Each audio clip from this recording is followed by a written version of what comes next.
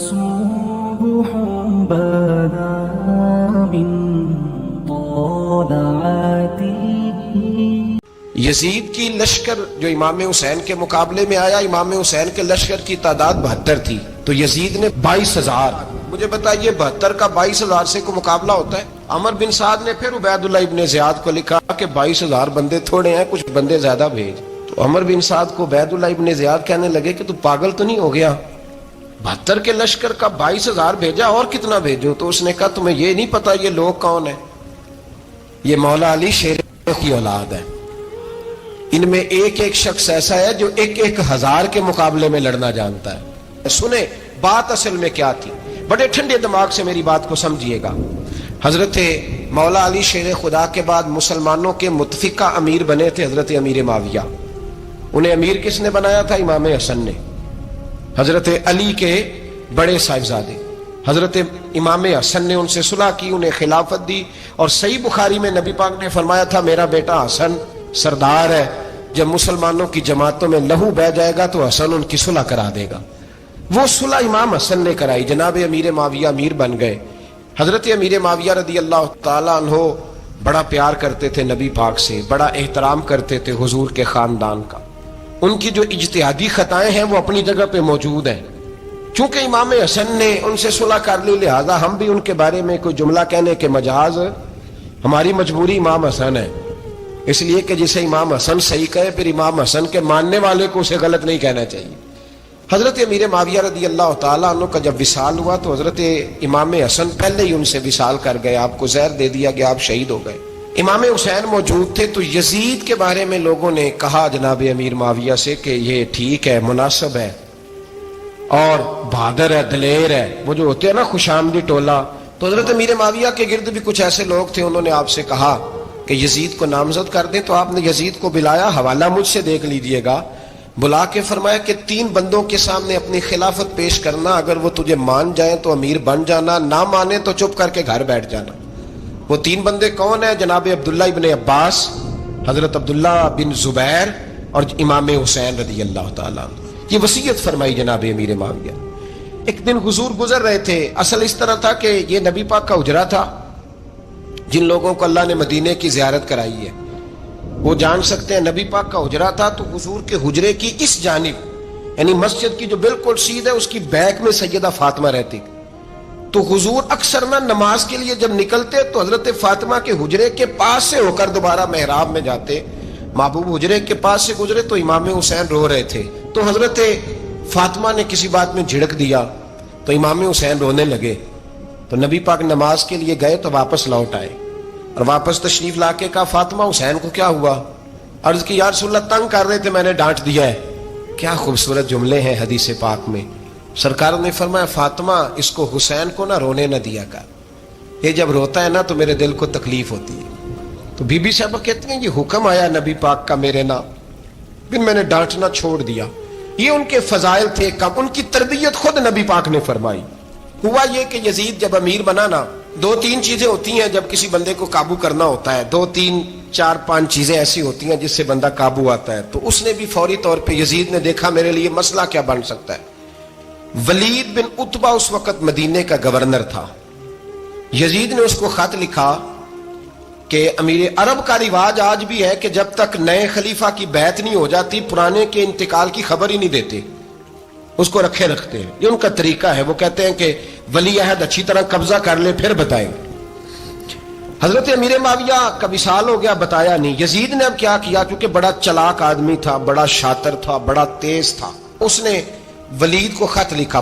کہنے لگا کہ فوری طور پہ عبداللہ ابن عباس کو بلاؤ اور سے کہو میری بیعت کریں.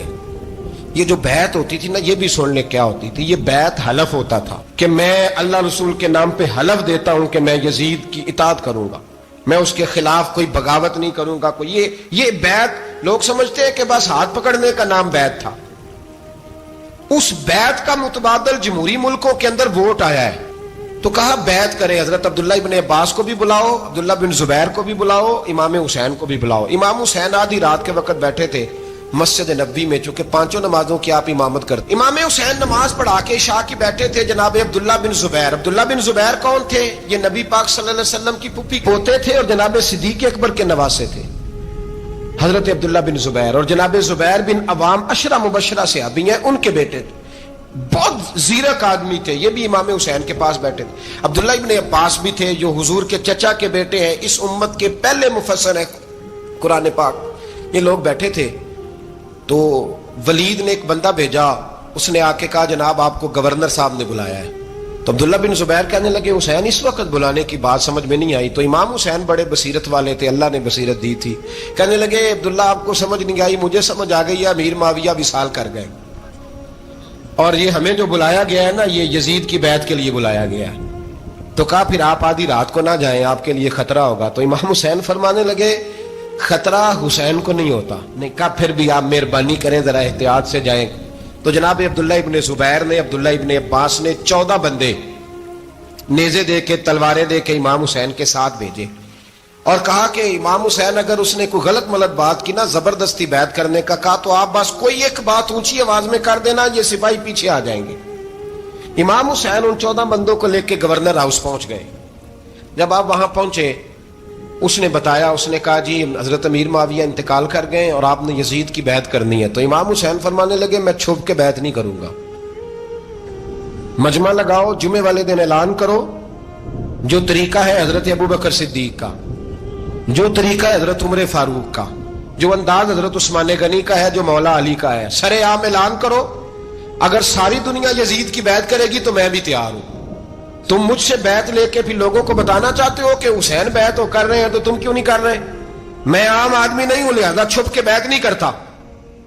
جب یہ بات کی نا، تو ولید بڑا نرم دل تھا اور امام حسین کی شان کو جانتا تھا، وہ جانتا تھا یہ نبی پاک کا خاندان ہے۔ اس نے کہا جی مجھے تو حکم تھا، باقی آپ حضور کے نواسے ہیں، میں کر کچھ۔ وہاں ایک بڑا بدبخت شخص بیٹھا تھا، عبد الملک بن مروان، وہ ولید سے کہنے لگا کہ اگر حسین آج تمہارے ہاتھ سے نکل گئے تو تمہارے لیے بہت بڑا مسئلہ کھڑا ہو جائے، انہیں جانے نہ دینا، یا بیعت کراؤ یا ان سے کہو جنگ کے لیے تیار ہو۔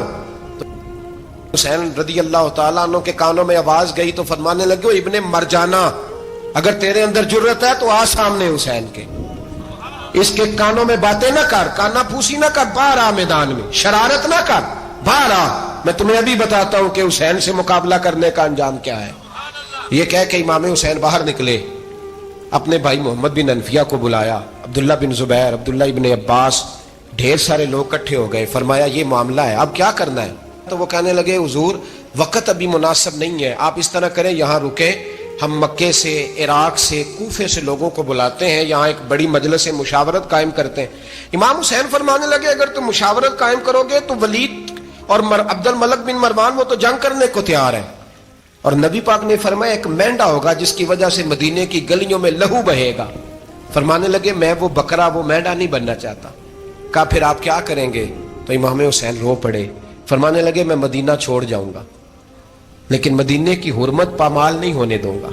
امام علی مقام آدھی رات کے وقت نکلے، سیدہ فاطمہ کا دروازہ ایک اس دن تھا جس دن حضرت مولا علی کوفے چلے گئے، اور دوبارہ آج تالا لگا جب امام حسین نکلے۔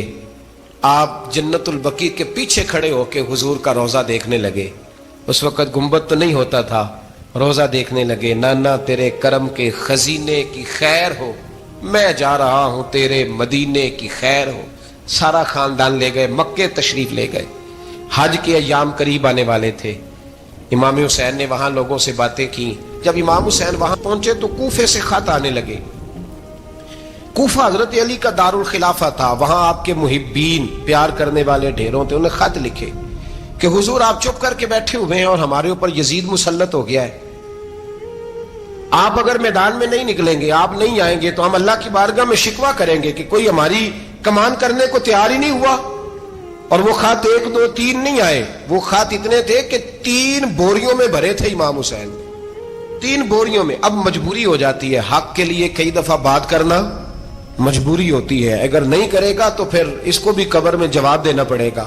امام علی مقام رضی اللہ تعالی عنہ نے مکے میں اب لوگوں کو جمع کیا مشورے کے لیے۔ ہر بندے نے کہا حضور وہ بلا تو رہے ہیں پر اپنے وعدوں کے پکے۔ کہا حضور وہ پکے نہیں، آپ نہ جائیں۔ ہر بندے نے کہا حالات ٹھیک نہیں، حالات گراؤنڈ ریالٹی صحیح نہیں۔ یہی مشورہ آج بھی ہر بندہ دیتا ہے، ابھی حالات نہیں۔ اتنے خراب حالات کبھی نہیں ہوئے تھے جتنے امام حسین کے دور میں تھے، لیکن فرمایا میں دین کے خلاف غلط حکمران کو مسلط ہونے کی اجازت، بول کے بتائیے، بول کے، غلط حکمران کو مسلط ہونے کی اجازت مزاحمت کروں گا، مخالفت کروں گا۔ امام کہنے لگے کوئی بات نہیں، وہ میرے ساتھ چلے نہ چلے لیکن میں کوفے جاؤں گا، وہ لوگ میرے ساتھ کھڑا ہونے کو تیار ہے تو وہ جھوٹ ہے یا سچ ہے پر میں چلوں گا۔ جب امام علی مقام نے اصرار فرمایا تو جو آپ کے قریبی صحابہ کرام کی اولادیں تھی ساری، یہ بھی اب بیماری ہے، کچھ لوگ کہتے ہیں جی صحابہ نہیں ساتھ چلے، تو میں کہتا ہوں اہل بیت نبوت کے تو کل افراد 21 تھے، تو 72 میں باقی اولادیں کس کی تھی؟ وہ ساری صحابہ کی اولادیں تھیں، وہ سارے، پتہ نہیں کیوں اس طرح کا فلسفہ بیان کیا جاتا ہے جس میں حالات خراب ہو۔ حضرت سیدنا امام علی مقام کو جب بہت زیادہ کہا گیا نا تو امام حسین رضی اللہ تعالیٰ عنہ نے فرمایا چلو میں ایک کام کرتا ہوں، مسلم بن عقیل کو بھیجتا ہوں، حضرت علی کے بھتیجے ہیں، امام حسین رضی اللہ تعالیٰ عنہ کے چچا کے بیٹے ہیں، حضرت عقیل کے صاحبزادے مسلم بن عقیل بڑے سمجھدار آدمی تھے، معاملہ فہم تھے، بڑے جری تھے، اتنا زبردست مشورہ کم لوگ دیتے ہیں جتنا حضرت مسلم بن عقیل دیتے تھے۔ ان کو بھیجا گیا کوفے۔ اب اس میں بڑی تفصیل ہے، وہ اپنے 2 بچے بھی لے گئے۔ جب وہ کوفے پہنچے نا تو کوفے پر جناب نعمان بن بشیر کی حکومت تھی، آپ گورنر تھے اور اہل بیت سے بڑی عقیدت رکھنے والے، نرم رویہ۔ عبید اللہ ابن زیاد کوفے کا گورنر نہیں تھا، یہ کسی اور علاقے کا تھا۔ جب آپ وہاں پہنچے تو نعمان بن بشیر نے دیکھا کہ حضرت مسلم بن عقیل آئے ہیں تو لوگ دوڑے ان کی بیعت کرنے، بھاگے، اتنے لوگ جمع ہوئے کہ ایک دن میں 17,000 آدمی نے بیعت کر لی۔ کتنے بندے جی؟ 17,000 آدمی ایک دن آیا۔ اب وہ جو امام مسلم بن عقیل کے وہاں نعرے لگانے والے تھے کہنے لگے حضور یہ پہلے دن کی کارکردگی ہے، 2-4 دن میں دیکھیے کیا ہوتا ہے۔ 2-4 دن میں کیا ہوا؟ 40,000 آدمی نے بیعت کر لی۔ اب وہ 40,000 بندہ تیار ہو گیا۔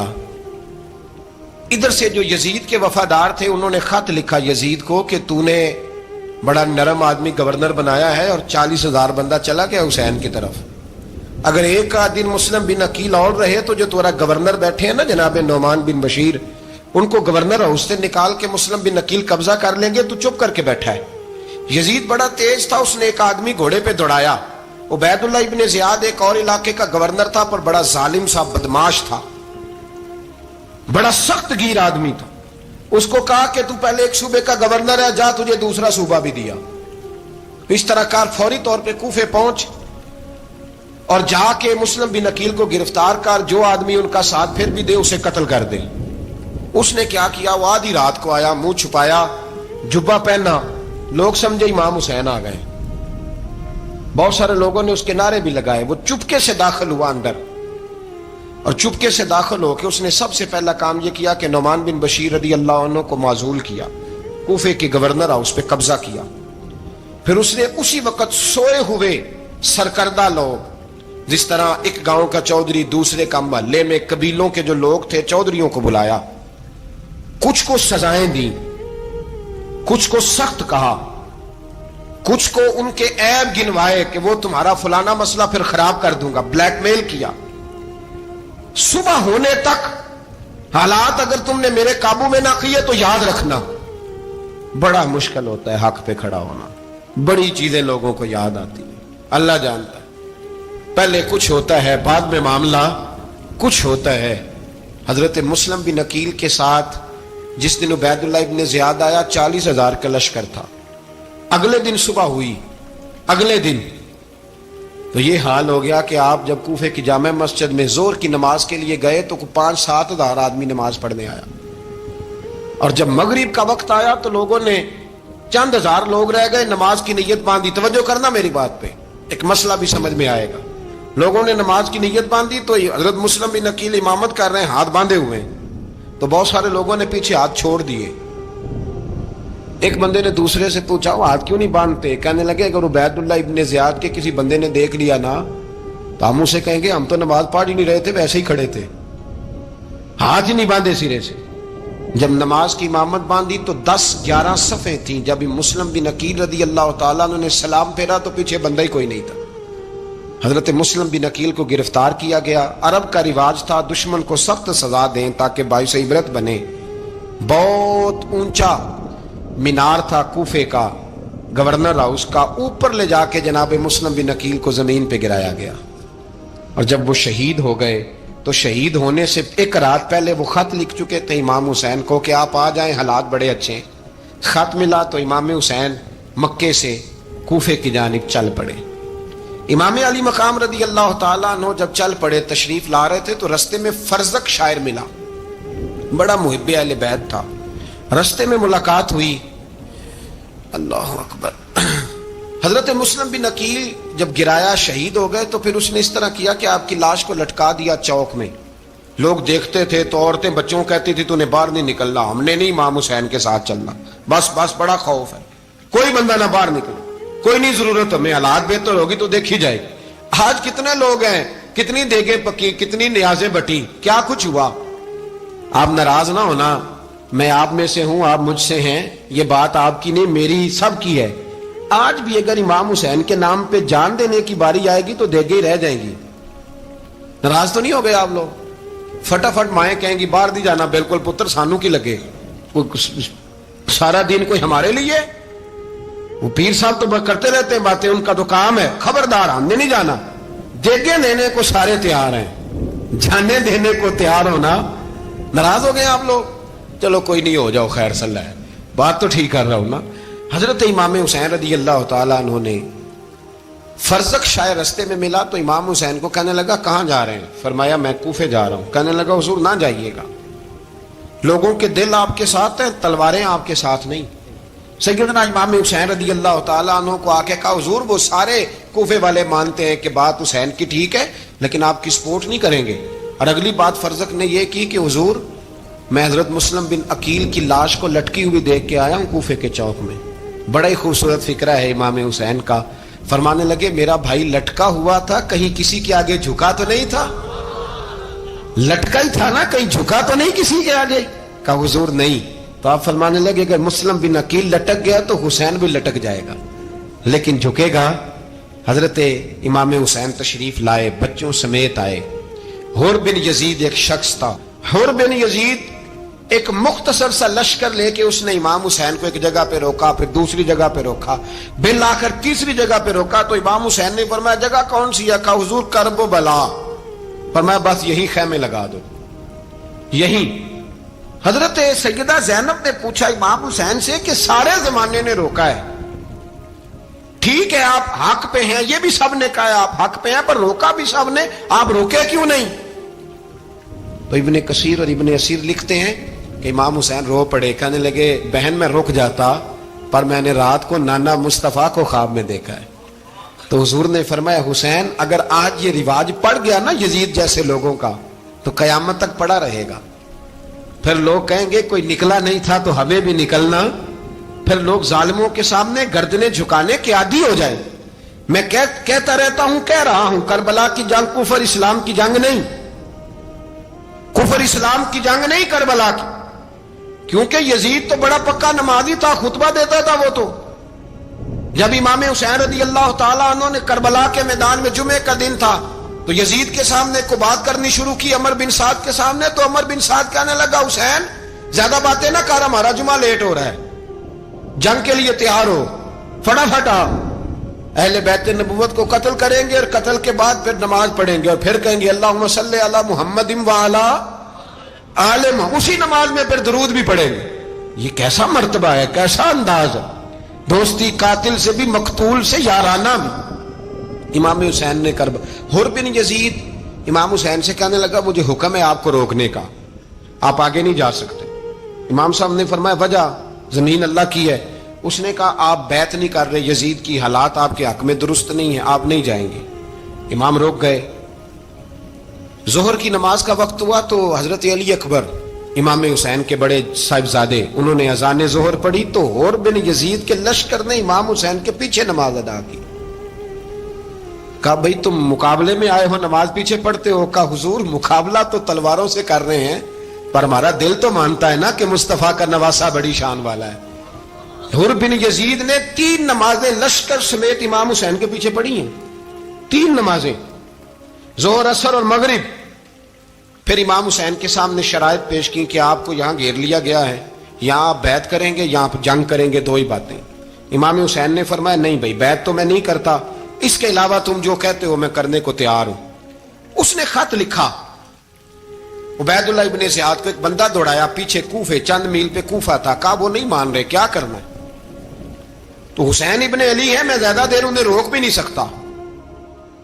انہوں نے پیغام دیا حر بن یزید کو کہ کرنا کچھ بھی نہیں، ان کا پانی بند کر دو، بلیک میل کرو، کھانا پانی نہیں ملے گا، چھوٹے چھوٹے بچے ہیں، خود ہی مان جائیں گے۔ حضرت امام علی مقام کے بارے میں حر کے پاس جب یہ پیغام آیا تو حر کہنے لگا میری طبیعت نہیں مانتی حسین پر پانی بند کرو، دل نہیں مانتا۔ جب یہ لفظ کہے نا دوبارہ تو پھر عبید اللہ ابن زیاد نے عمر بن سعد کو 10,000 آدمی دے کے بھیجا، کہا حر بن یزید لچک دکھا رہا ہے حسین کے حق میں۔ ایک رے کا علاقہ تھا، بڑی وہاں فصل ہوتی تھی، لوگ کوشش کرتے تھے وہاں کا گورنر بننے کی، کوشش کرتے تھے۔ تو عبید اللہ ابن زیاد کہنے لگا تمہیں رے کی گورنری ملے گی، سب سے سرسبز و شاداب علاقہ، تمہیں وہاں کا گورنر بنایا جائے گا اگر حسین کے خلاف لڑو گے۔ یہ اتنی زبردست ہوتی ہیں گورنریاں کہ گورنریوں کے لیے لوگ نسل رسول کے خلاف بھی نکل آتے ہیں، یہ اتنی تگڑی ہوتی ہیں، اتنی جلدی وفاداریاں بدلتی ہیں۔ وقت اتنا نہیں کہ میں مزید تفصیل میں جاؤں۔ امام حسین کو روک لیا گیا، عمر بن سعد نے روک لیا۔ یکم محرم کو امام آئے، 7 محرم تا روکا گیا، 7 محرم کو پانی بند کر دیا۔ جانور پانی پیتے تھے، گھوڑے پیتے تھے، کتے پیتے تھے، لیکن مصطفیٰ کے گھرانے کو پانی پینے کی اجازت 3 دن تک پانی بند رہا۔ 9 محرم کو عمر بن سعد نے اور لوگ بلائے۔ شمر ایک بڑا سخت آدمی تھا، سنگ دل بدبخت، جس نے حضرت علی اصغر کے گلے پر تیر مارا تھا، وہ اور لشکر لے کے آیا۔ رات کو کہنے لگا امام حسین رضی اللہ تعالیٰ عنہ سے کہ بس بڑا ہو گیا، یہ 9-10 محرم کی درمیانی رات، یہاں آپ جنگ کریں گے یا آپ بیعت کریں گے، دو ہی باتیں۔ امام حسین اندر گئے، سیدہ زینب سے مشورہ کیا، باہر آئے، فرمایا بات وہی ہے جو پہلے دن والی ہے۔ امام حسین رضی اللہ تعالیٰ عنہ نے فرمایا بھائی بیعت تو میں نہیں کرتا، باقی جو تمہارا پروگرام ہے۔ شمر اور ابن سعد کہنے لگے پھر جنگ کے لیے تیار ہو جائیں۔ کیا انداز ہے امام حسین کا، فرمانے لگے کل جنگ کروں گا، مجھے پتا تو ہے جنگ کا نتیجہ کیا نکلنا ہے، ایک رات مجھے دے دو تاکہ میں کھل کے اپنے رب کی عبادت تو کر لوں۔ حسین نے جانا ہے، مجھے پتا ہے کل رزلٹ 72 اور 22,000 کا کیا ایک رات مجھے دو، میں مالک سے راز نیاز تو کروں، میں گویا اس سے پوچھوں تو صحیح کہ مالک میرے والد بھی شہید ہیں، بھائی بھی شہید ہیں، نانا کو بھی دکھوں میں دیکھا ہے، تو اب میری باری ہے تو مالک میں حاضر ہوں، مجھے موقع تو دو، اس لیے کہ میرے نانا نے بدر میں بھی ساری رات عبادت کی تھی، صبح مجھے موقع دو۔ اور دنیا کا اصول ہے جب کوئی موقع مانگتا ہے تو دیا جاتا ہے۔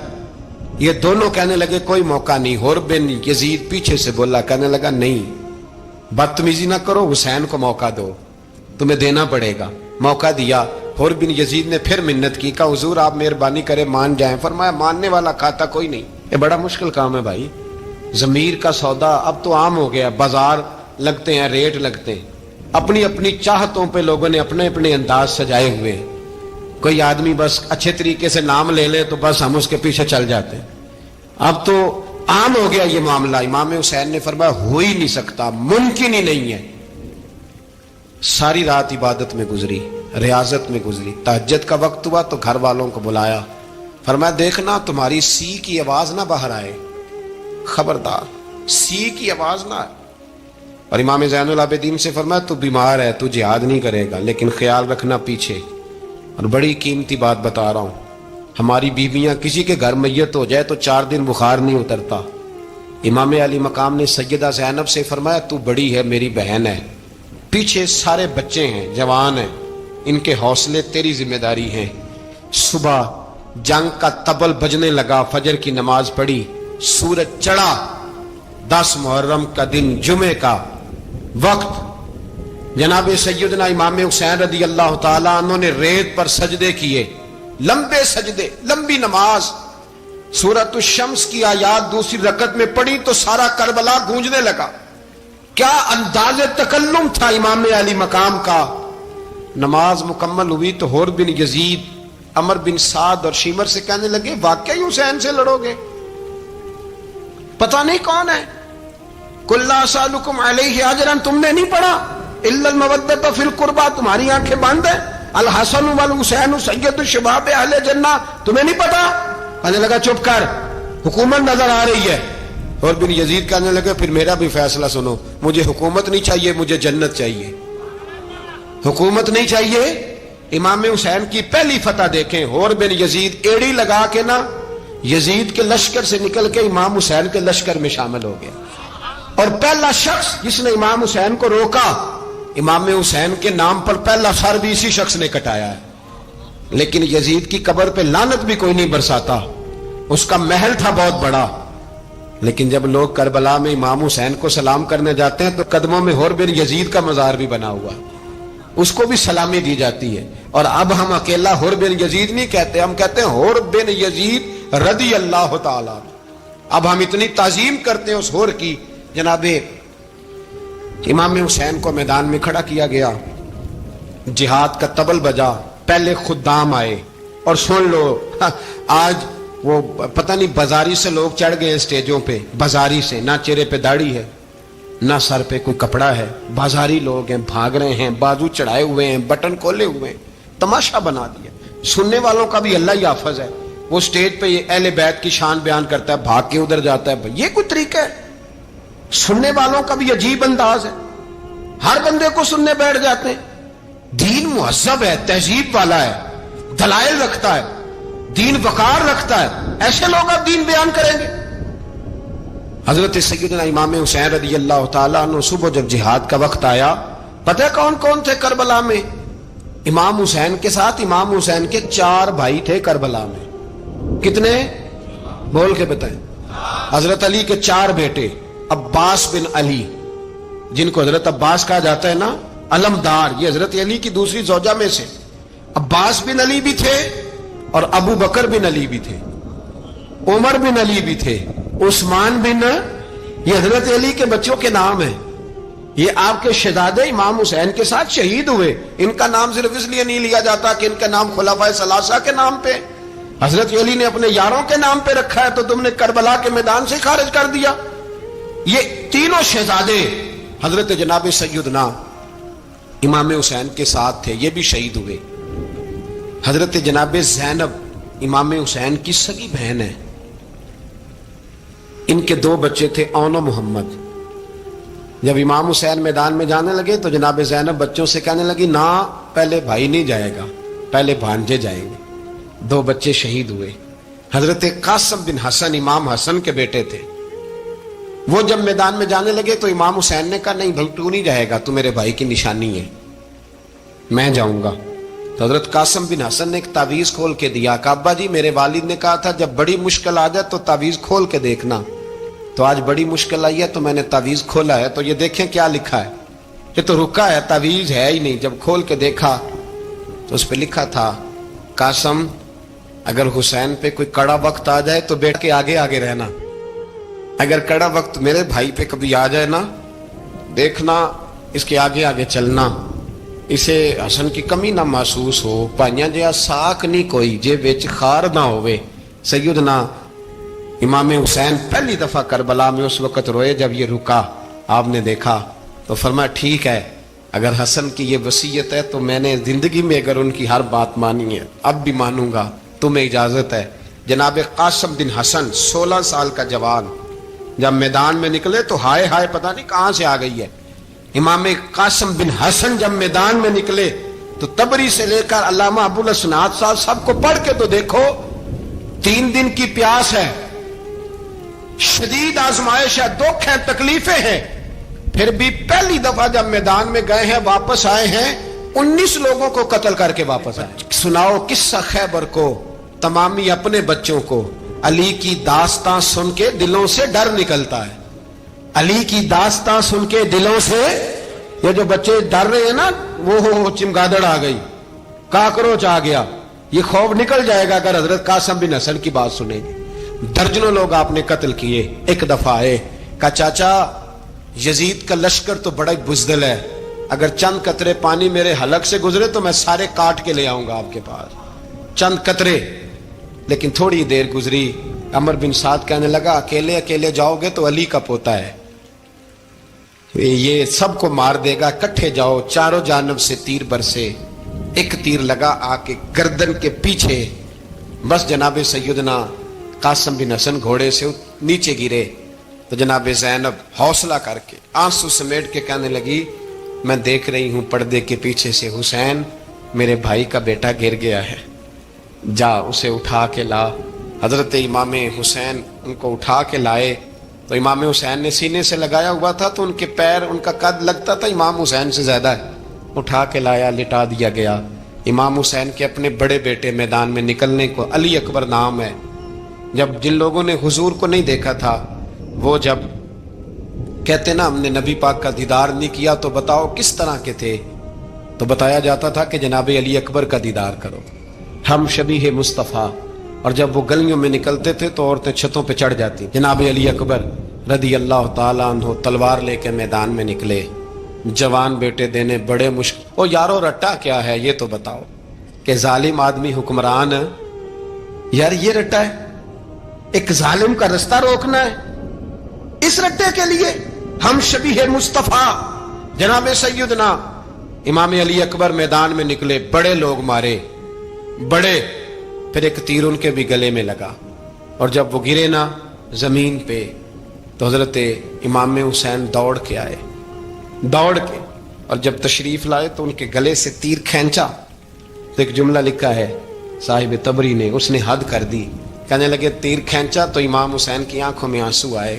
कहने लगे काश जनाब इब्राहिम आज मेरे सामने होते तो मैं उन्हें कहता कि आपने तो बेटा ज़िबा करते वक्त आंखों पे पट्टी बांधी थी, देखो मैं खुली आंखों से बच्चे ज़िबा कर रहा, खुली आंखों। काश जनाब इब्राहिम खलील होते तो उन्हें कहता। जनाब अली अकबर भी शहीद हुए। हजरत अली असगर को तो अचानक उठाया था इमाम हुसैन, बाहर निकले तो गर्दन पे तीर लगा तो 6 महीने का बच्चा वो भी शहीद हुआ। खून उछाला आसमान की तरफ तो कहा मौला देख ले, मैंने 6 महीने वाला भी नहीं बचाया, वो भी दे दिया है।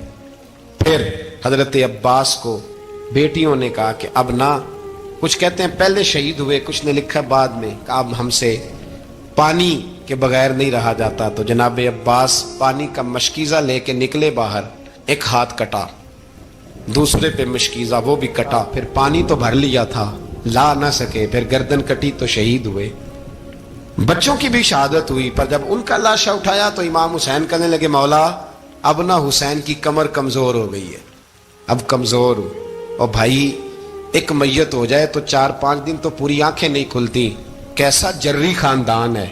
थोड़ी देर गुजरी तो इमाम अली मकाम ने पटका बांधा, सर पे दस्तार बांधी, मौला अली की तलवार पकड़ी, नबी पाक का इमामा बांधा और घोड़े पे सवार हुए। तो कहने लगे ज़ैनब घर तेरे हवाले और मैं अल्लाह के हवाले, घर तेरे हवाले और मैं। और फिर इमाम हुसैन निकले, इमाम अली मकाम निकले। रावी कहते हैं कि ये जलवा पहले भी बड़े सोने थे, पर आज जो रंग देखा वो कभी नहीं देखा। क्या अंदाज था, जिधर जाते नारा लगाते तो हद हो जाते। इतने लोग इमाम हुसैन ने काटे, इतने काटे, फिर वापस पलट के आए और कहने लगे ज़ैनब जरा पर्दे के पीछे से देख तो सही मेरी बहन, इन बुज़दिलों को जुर्रत ही नहीं हो रही हुसैन के मुकाबले में आने। एक दूसरे को धक्का देते, तू जा तू जा। फिर इकट्ठे वार हुए। ये कौन है कटा हुआ, लिबास है फटा हुआ, ये बिल यकीन हुसैन है, नबी का नूर ऐन है। फिर चारों जानिब से तीर बरसे। तो इमाम अली मकाम चूंकि नमाज का वक्त हो गया था, उतरे घोड़े से, खून बह रहा था, गर्म तरीन रेत से तयम्मुम किया, सर सजदे में रखा।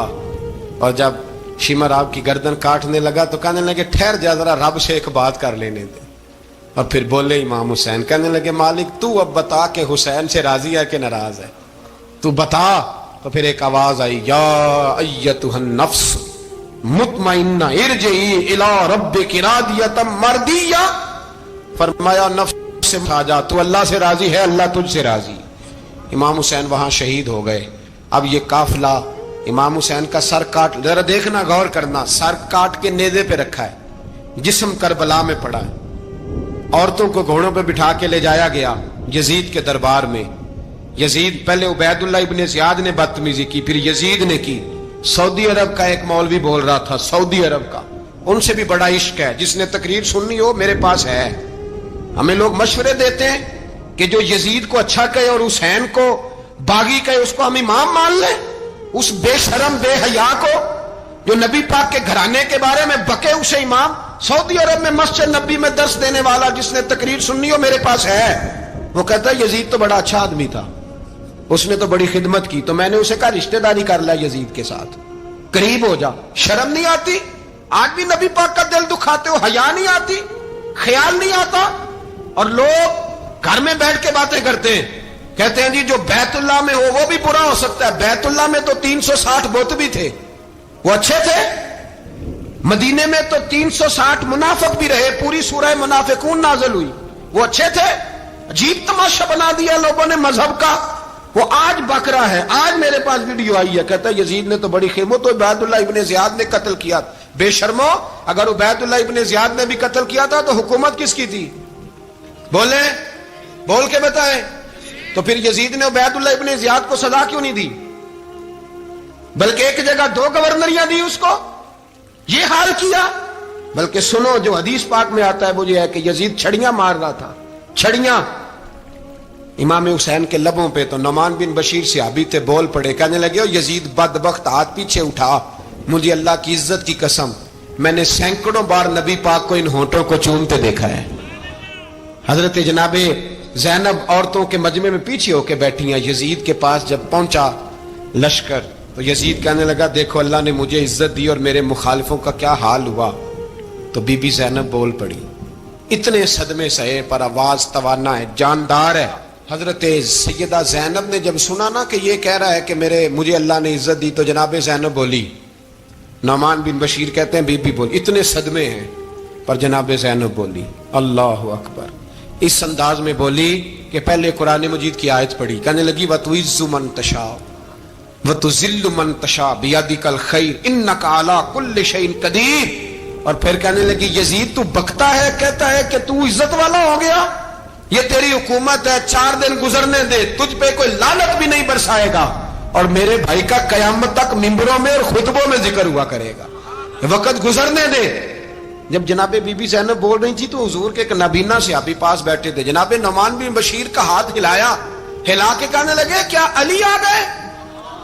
तो अली की आवाज लगती है, जिब्रील अमी बोल रहे हों जैसे, हिकमत के गोहर रोल रहे हों जैसे, दरबार दमिश्क में बीबी ज़ैनब का खिताब, मिंबर पे अली बोल रहे हों जैसे। मेरे भाई, बस करबला वाला काफिला तो मदीने पहुंच गया। 3 साल यजीद ने हुकूमत की, शराबें आम हो गई, मक्के पे हमला हुआ, खाना काबा का गुलाफ जला, मदीने पे उसने हमला किया। 3 दिन मस्जिद नबवी में उसने घोड़े बांधे, मस्जिद नबवी में सहाबा को निकाल के अपना उसने इमाम मुकर्रर किया, लेकिन फिर उम्मत ने उसे कबूल न किया, फिर वो रुसवा हुआ और आज तक वो रुसवा है। लेकिन इमाम हुसैन का नाम कल भी जिंदा था और आज भी।